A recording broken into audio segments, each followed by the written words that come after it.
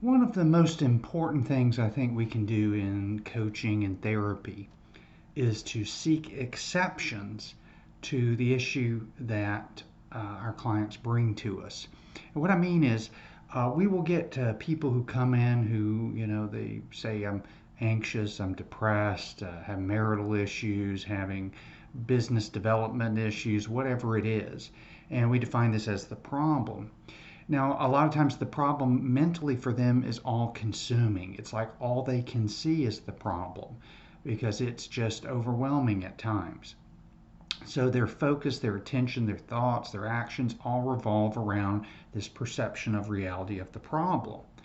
So, with a great deal of respect, we also need to seek when that problem isn't there. When is that? When is the exception to the problem? So, if someone says, I'm anxious all the time, in their mind, they probably believe they are, but with enough really respectful prodding of the client and really going in and seeing, there are times where they're not anxious. There have been situations where they're not anxious. There have been times where they haven't been depressed. There have been times while they think they're depressed that the depression is less. They argue with their spouse less during certain times, certain situations. And when we focus on when the problem isn't happening, we can get a great deal of information, sometimes for our interventions and technical uh, exploration of shifting that whole situation. So if someone comes and says that they're depressed, and then you ask them, okay, when are you not depressed, or when do you notice the depression less?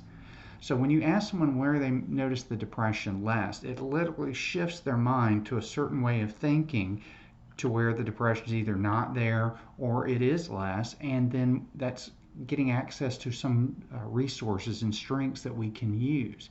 So, for example, a couple of years ago, I had a lady come to see me for therapy because of depression, and she would almost kind of like a dysthymic, uh, not severe, but it got in the way of her being happy and healthy.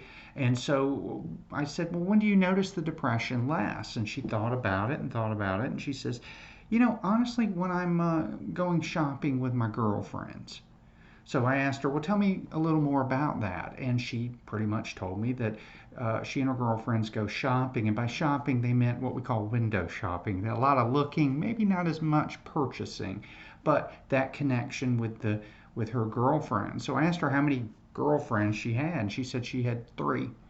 So I said, well, over the next 2 weeks, do you think we could set something up where every other day you can connect with a one specific girlfriend and go out shopping with them?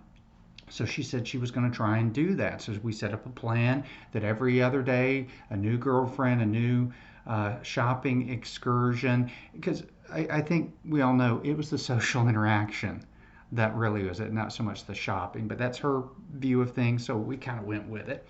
And so she started doing this. And 2 weeks later, when she came back, she noticed a pretty significant decrease in her, mild depression that seemed to be kind of holding her back from doing things. It also kind of forced her to get out, to interact, and all those kind of things. So because it was something that was in her value system that was an exception to the problem, we're able to design something that kind of started to loosen up that rigidity of thinking she was depressed all the time. Same thing with people who are anxious. I've even found people who have generalized anxiety disorder. There are times where the anxiety is less and other times where it's more. So finding out when's the exception, when's the exception to the problem. If you're coaching business development, when are your employees not screwing up? When are the lenders actually more inclined to help? Looking at these kind of exceptions opens up a great deal of possibility, but it also opens up access to good information for intervention to change things up a little bit, even with ourselves.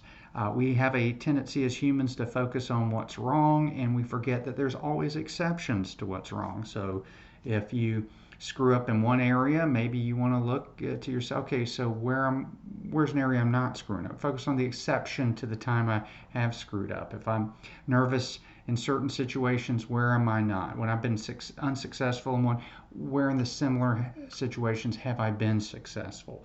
Because once we do that, we loosen up that frame of reference about our world, so that then we're able to more realistically process, well, what's going on. So again, the power of seeking exceptions is pretty intense when you really get in and you have that good co-creative collaborative work, and you do figure out that there are times where this problem doesn't exist, and to focus more on those times, get the action happening around those times, finding out the strategies of those times, and to create more of those times to help the client have a different perspective and performance of the problem that's going on. Thanks. If you like these videos, feel free to subscribe, and I hope you're having a fantastic day.